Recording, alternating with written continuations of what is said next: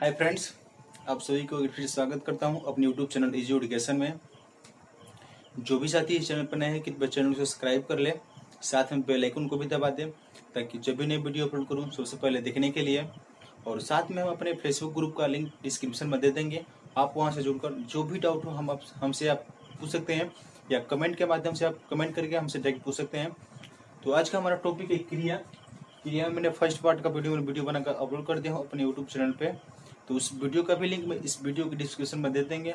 और संज्ञा सर्वनाम पे मैंने और विशेषण पे मैंने वीडियो बनाया है, उस वीडियो का भी लिंक इस डिस्क्रिप्शन में दे देंगे, आप वहाँ से जाकर देख लीजिएगा। तो आज का हमारा टॉपिक है क्रिया। इसमें क्रिया में मैंने बात कर लिया था क्रिया कितने प्रकार की होती है। तो क्रिया दो प्रकार की होती है, सकर्मक क्रिया, अकर्मक क्रिया। सकर्मक क्रिया दो प्रकार की होती है, एक कर्मक क्रिया, द्विकर्मक क्रिया। ये सब बात मैंने पार्ट 1 में मैंने बात कर लिया था। उसके जस्ट आगे मैं बात करूँ हमसे, आगे होता है कि संरचना या बनावट के आधार पे क्रिया के भेद। तो संरचना या बनावट के आधार पे क्रिया के भेद 10 होते हैं, जिसमें पहला नियम पूर्वकालिक क्रिया। तो इस क्रिया का जो डिफिनेशन होता है कि वाक्य में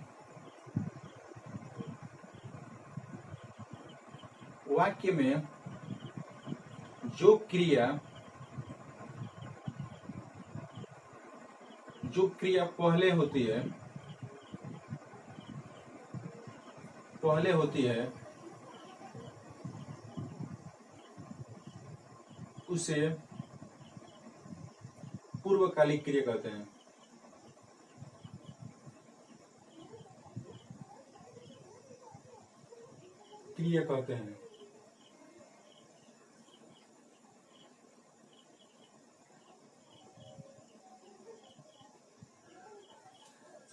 इसको मैं बताऊं आपको कि जो वाक्य में जो क्रिया बोला कि जब वाक्य में जो क्रिया पहले होती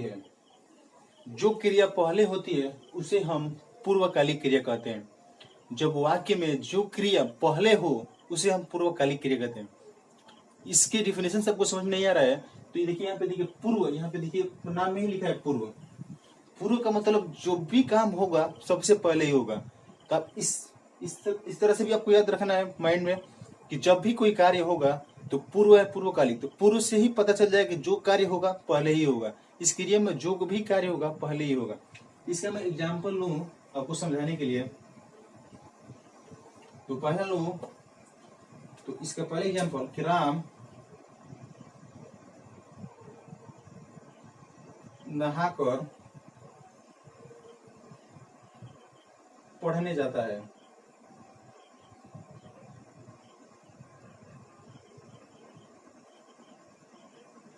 एक और एग्जाम्पल हो, सीता नहाकर मंदिर जाती है। एक और मैं एग्जाम्पल दूं आपको कि वह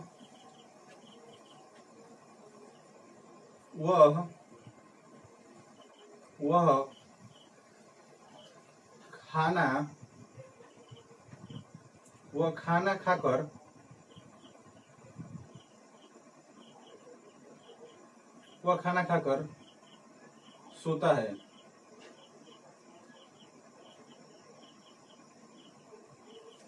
तो यहाँ पे मैंने 3 एग्जाम्पल इसमें बात किया मैं यहाँ पे कि राम नहाकर पढ़ने जाता है, सीता नहाकर मंदिर जाती है, या वह खाना खाकर सोता है। यहाँ पे देखिए मैंने बोला था कि वाक्य में जो क्रिया पहले हो उसे हम पूर्वकालिक क्रिया कहते हैं। यहाँ पे देखिए मैंने फर्स्ट एग्जाम्पल लिया कि राम नहाकर पढ़ने जाता है। इसमें देखिए राम नहाकर, तो सबसे पहले राम ने नहाया, राम नहाकर उसके बाद से पढ़ने गया है। तो बोला कि जो वाक्य में क्रिया पहले हो उसे हम पूर्वकालिक क्रिया कहते हैं। तो यहाँ पे देखिए फर्स्ट एग्जाम्पल राम नहाकर पढ़ने जाता है, तो राम पहले नहाया है उसके बाद से पढ़ने गया। फिर यहाँ पे नेक्स्ट एग्जाम्पल लिया कि सीता नहाकर मंदिर गई। सीता मंदिर जाने से पहले उसने नहाया है, मतलब नहाकर स्नान करके मंदिर गई है। तो सीता नहाकर मंदिर गई है। फिर आगे मैं एग्जाम्पल ले आऊं कि वह खाना खाकर सोता है। तो वह खाना खाकर, तो सबसे पहले वो खाना खाता है, उसके बाद से सोता है। इस तरह से मैं बात करूँ, फिर से एक बार रिपीट करूँ कि वाक्य में जो क्रिया पहले हो उसे हम पूर्वकालिक क्रिया कहते हैं। जैसे राम नहाकर पढ़ने जाता है। इस पूर्वकालिक क्रिया में मैं यहाँ पे नोट में एक बात लिखूं आपको, नोट में आपको, कि जो क्रिया होता है, जो क्रिया के अंत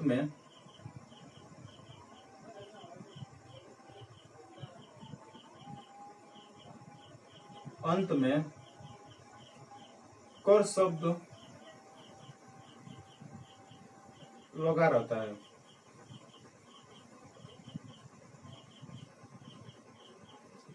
मेरे कहने का मतलब कि जो क्रिया के अंत में कर शब्द का, देखिए जो क्रिया के अंत में कर शब्द हमेशा प्रयुक्त होता है। यहाँ पे देखिए राम नहाकर पढ़ने जाता है, देखिए नहाकर में कर, अगर आपको ये भी नहीं याद रहता है तो आप याद कर लीजिए कि जो क्रिया के अंत में कर लगा रहता है उसे हम पूर्वकालिक क्रिया कहते हैं। इस तरह से आप याद कर सकते हैं। या पूर्वकालिक क्रिया में अभी यहाँ पे लिखा है पूर्वकालिक, तो पूर्व से ही मतलब आपको निकल जाता है कि पूर्वकालिक मतलब जो भी क्रिया होगी इसमें पूर्व ही होगा। तो आप इस तरह से आप कर सकते हैं, या आप डिफिनेशन इसकी याद कर लीजिए, जो वाक्य में क्रिया, जो क्रिया पहले हो उसे हम पूर्वकालिक क्रिया कहते हैं। तो इस तरह से आप याद कर लीजिए कि वाक्य के अंत, क्रिया के अंत में कर शब्द का प्रयोग होता है। तो अगर आपको स्क्रीनशॉट लेना है तो ले सकते हैं। मैं जस्ट इसकी आगे बात करूं सहायक क्रिया की, तो मैं इसको रफ कर रहा हूं। इस क्रिया का डिफिनेशन होता है कि वह क्रिया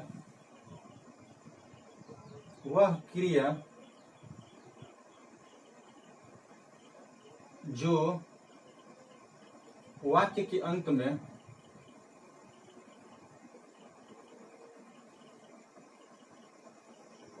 जुड़कर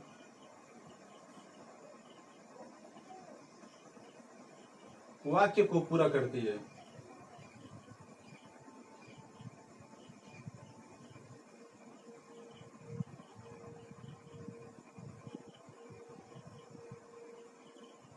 उसे हम सहायक क्रिया कहते हैं।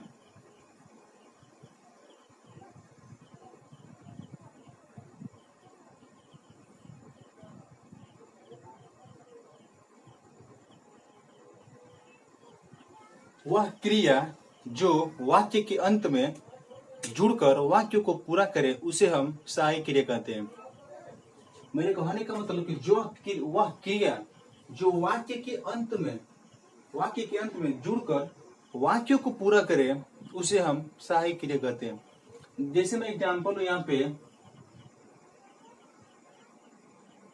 मैं एग्जाम्पल लूं, यहाँ फर्स्ट एग्जाम्पल मेरा है कि यहाँ पे मैं एग्जाम्पल ले रहा हूँ कि वह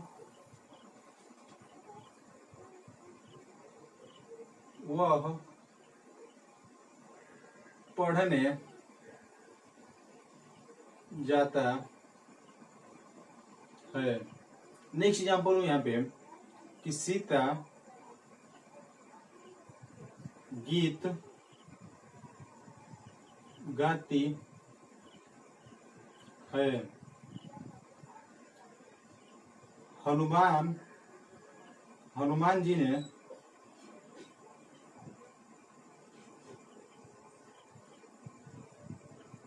लंका दहन किए थे। तो मेरे कहने का मतलब कि वह क्रिया जो वाक्य के अंत में जुड़कर वाक्य को पूरा करे उसे हम सहायक क्रिया कहते हैं। जैसे यहाँ पे वाक्य के अंत में तो देखिए वाक्य का वह पढ़ने जाता है, जो जाता है तो यह सहायक क्रिया जो वाक्य को पूरा करे है। अगर ये है शब्द नहीं रहता तो वह पढ़ने जाता, ये कहने में भी थोड़ा असमंजस लग रहा है और वाक्य पूरा भी नहीं हो रहा है और अच्छा भी नहीं लग रहा है। इसलिए वह क्रिया जो वाक्य के अंत में जुड़कर वाक्य को पूरा करे उसे हम सहायक क्रिया कहते हैं। इस वाक्य के अंत वह पढ़ने जाता है, इस वाक्य के अंत में है। मैं फिर आगे इसकी एग्जाम्पल करूं, सीता गीत गाती है। सीता गीत गाती है, तो जो क्रिया के वाक्य के अंत में जुड़कर वाक्य को पूरा करे उसे हम सहायक क्रिया। देखिए यहाँ पे है, ये भी सहायक क्रिया। फिर बोला कि हनुमान जी ने लंका दहन किए थे, तो ये भी थे। इस तरह से सहायक क्रिया पे भी मैंने बात की कि वह क्रिया जो वाक्य के अंत में जुड़कर वाक्य को पूरा करे उसे हम सहायक क्रिया कहते हैं। तो ये आपको समझ गए होंगे आप। तो अगर समझ गए होते आप इसको स्क्रीनशॉट लीजिए। मैं इसकी जस्ट आगे बात करूं, प्रेरणार्थक क्रिया, इसके बारे में आपसे बात कर रहा हूं। अगर आपको स्क्रीनशॉट लेना है तो ले सकते हैं, तो मैं इसको रफ कर रहा हूं। प्रेरणार्थक क्रिया, इस क्रिया का जो डेफिनेशन होता है मैं आपको यहाँ पे समझा रहा हूं कि इसका डेफिनेशन होता है कि जब वाक्य में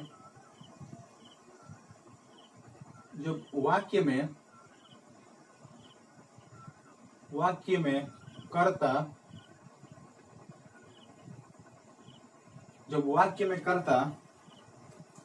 स्वयं कार्य न करे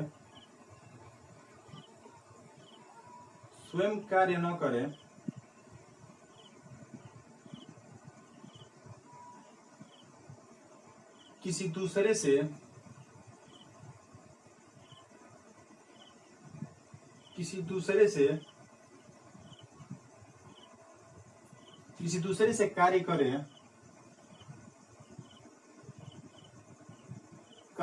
तो वहां प्रेरणार्थक क्रिया होती है।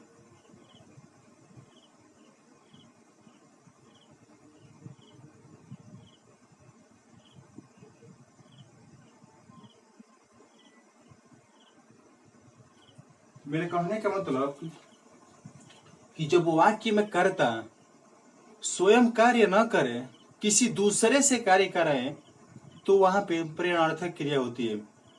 जो खुद कार्य न करे किसी दूसरे से करवाए तो वहां पे प्रेरणार्थक क्रिया होती है।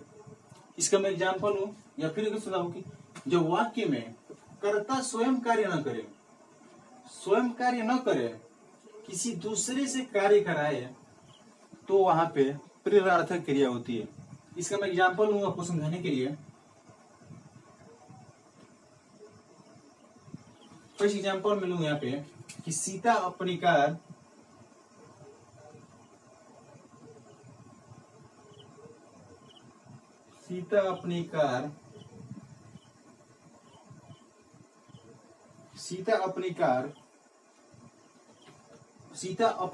चलवाती है।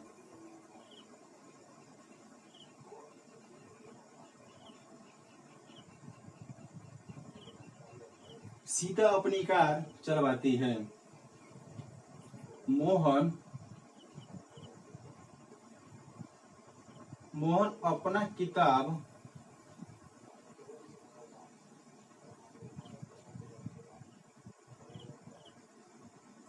सोहन से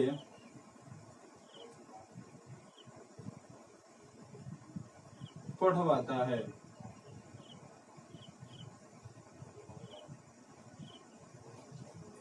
यहाँ पे मैं दो ही एग्जाम्पल यहाँ हूं। यहाँ पे तो बोला है कि जब वाक्य में कर्ता स्वयं कार्य न करे तो वहां पे प्रेरणार्थक स्वयं कार्य न करे किसी दूसरे से कार्य कराए तो वहां पे प्रेरणार्थक क्रिया होती है। जैसे यहाँ पे बोले सीता अपनी कार चलवाती है।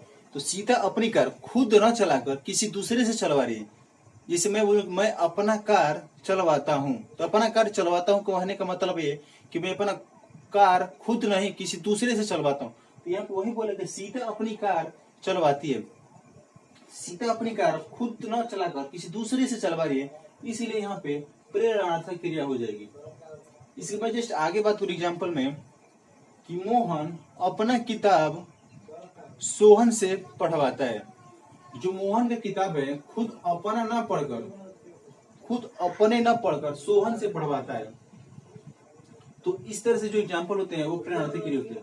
फिर मैं एक बार रिपीट करूं कि जब वो वाक्य में कर्ता स्वयं कार्य न करे और किसी दूसरे से कार्य कराए तो वहां पे प्रेरणार्थक क्रिया होती है। जैसे सीता अपनी कार चलवाती है, मोहन अपना किताब सोहन से पढ़वाता है। तो इस तरह से जो क्रिया खुद जो करता खुद स्वयं कार्य न करे, किसी दूसरे से कार्य कराए, तो वहां पे प्रेरणार्थक क्रिया होती है। तो इस तरह से जो एग्जाम्पल मैंने यहाँ पे लिया कि सीता अपनी कार चलवाती है, तो यहाँ पे खुद न चलाकर किसी दूसरे चलवा रही है। इस तरह से जो एग्जाम्पल होता है प्रेरणार्थक क्रिया होती है। तो इसके जस्ट मैं आगे बात करूँ, अगर समझ में आ गया हो तो इसको स्क्रीनशॉट लेना चाहते हो तो ले सकते हैं। मैं इसको जस्ट आगे बात करूँ, मेरा आगे नेक्स्ट पॉइंट है सामान्य क्रिया। तो इसका जो डिफिनेशन होता है मैं यहाँ पे लिखूं कि जब वाक्य में क्रिया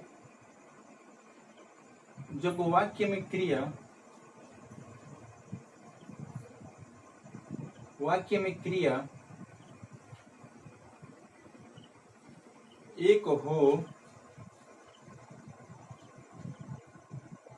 और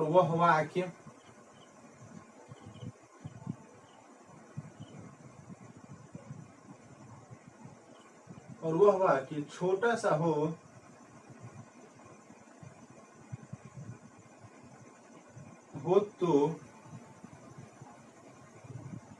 तो वहां सामान्य क्रिया होती है।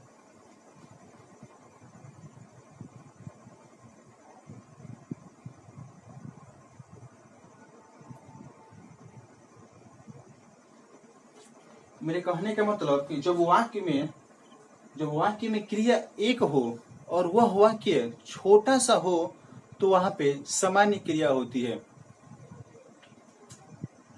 कहने का मतलब ये कि जब वाक्य में क्रिया एक हो और वह वाक्य छोटा सा हो तो वहां पे सामान्य क्रिया होती है। मैं फिर एक बार रिपीट करूं, जब वाक्य में क्रिया एक हो और वह वाक्य छोटा सा हो तो वहां पे सामान्य क्रिया होती है। इसका मैं एग्जांपल लूं सामान्य क्रिया की। एग्जांपल अगर आपको समझाने के लिए यहाँ पे कि वह खाता है।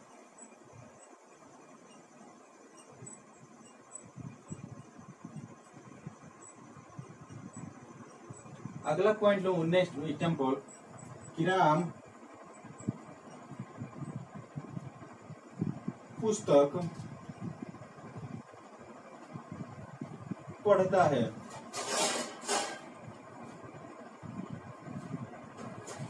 जब वाक्य में क्रिया एक हो और वह वाक्य छोटा सा हो तो वहां पे सामान्य क्रिया होती है। यहाँ पे देखिए बोला है कि वह खाता है, यहाँ पे खाता है क्रिया एक है, वह खाता है तो क्रिया एक है और वह वाक्य भी छोटा सा, तो वहां पे हमारा सामान्य क्रिया हो जाएगी।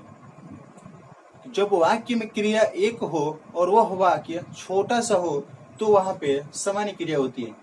तुम्हारा एग्जाम्पल है कि वह खाता है, यहाँ पे खाता है वह हमारा क्रिया है और वह वाक्य भी छोटा सा है, तो यहाँ पे हमारा सामान्य क्रिया हो जाएगी। अगला पॉइंट हमारा ले आऊं कि सामान्य क्रिया। नेक्स्ट एग्जाम्पल है कि राम पुस्तक पढ़ता है। राम पुस्तक पढ़ता है तो यहाँ पढ़ना हमारा एक क्रिया है,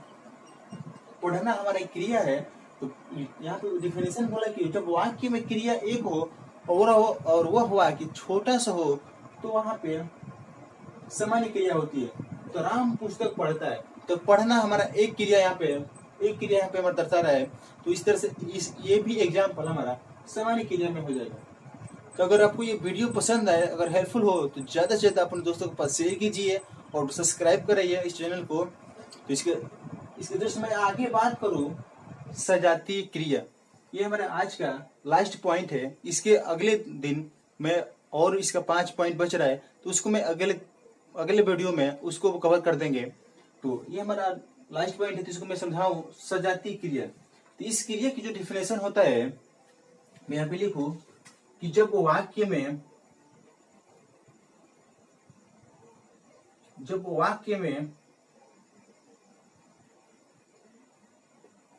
कर्म और क्रिया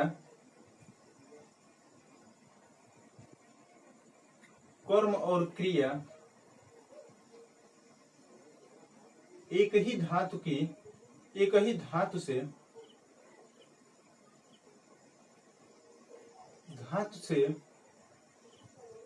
बनी हो तो वहां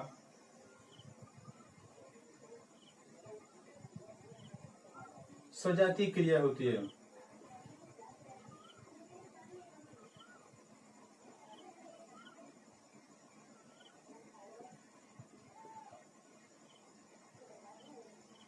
यहाँ पे जो डिफिनेशन इसका है सजातीय क्रिया का है, बोला है कि जब वाक्य में कर्म और क्रिया, जब वाक्य में कर्म और क्रिया एक ही धातु से बनी हो, फिर मैं रिपीट कर रहा हूं, इसमें ध्यान दीजिए कि जब वाक्य में जब वाक्य में कर्म और क्रिया एक ही धातु से बनी हो, उसे हम सजातीय क्रिया कहते हैं। इसका मैं एग्जाम्पल आपको समझाने के लिए,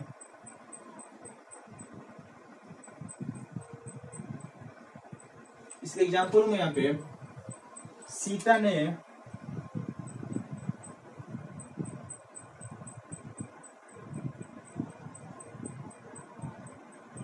गीत गाई, राम खाना खाता है। एक और मैं यहाँ पे एग्जाम्पल हूं कि सिकंदर ने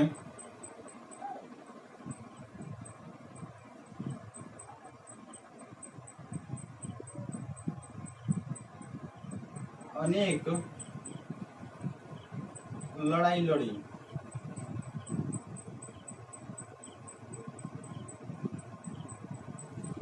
तो इस तरह से आज का हमारा लास्ट पॉइंट है, और अगली वीडियो में इसके 5 पॉइंट और बचा है, उसको मैं अगली वीडियो में लेकर आऊंगा। तो इसको मैं समझाऊं कि बोले कि जब वाक्य में कर्म और क्रिया एक ही धातु से बनी हो, तो वहां पे सजातीय क्रिया होती है। यहाँ पे देखिए कर्म और क्रिया, यहाँ पे सीता ने गीत गाई, तो गीत तो हमारा कर्म हो गया, गीत हमारा कर्म, जो गाई हमारी क्रिया हो गई,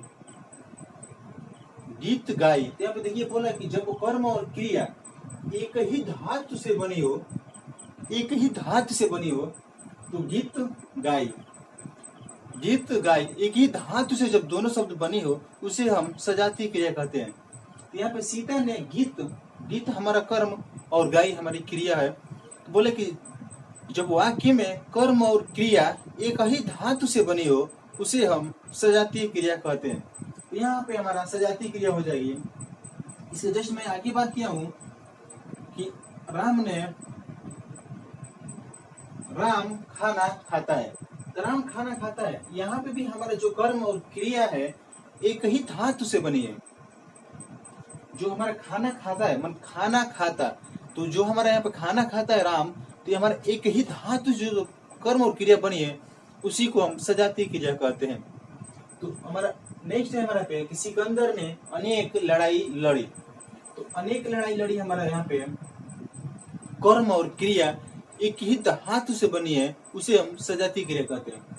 अगर आपको ये पसंद आए तो ज्यादा से ज्यादा अपने दोस्तों के पास शेयर कीजिए और उसे सब्सक्राइब कीजिए, इस वीडियो को लाइक कीजिए।